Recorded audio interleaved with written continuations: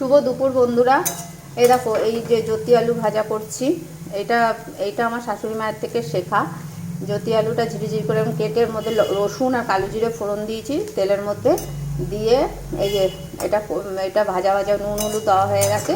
এবার নামাবার আগে একটু লঙ্কার গুঁড়ো আর তোমার এই ঝাল লঙ্কার গুঁড়ো দিয়ে আর একটু পাতি লেবুর রস দিয়ে এই আলু ভাজাটা নাড়বো। একটু টক টক লাগবে, খেতে দারুণ লাগে। আমাদের শ্বশুরবাড়িতে সবাই ভালো খেত এই আলু ভাজাটা, আমার শাশুড়ির থেকে এটা শেখা। আর এই যে ডালটা করব, পাতলা করে মুসুর ডাল করব। আর এই দেখো ছেলের চিকেনটা সেদ্ধ করে রেখেছি, চিকেনটা করব।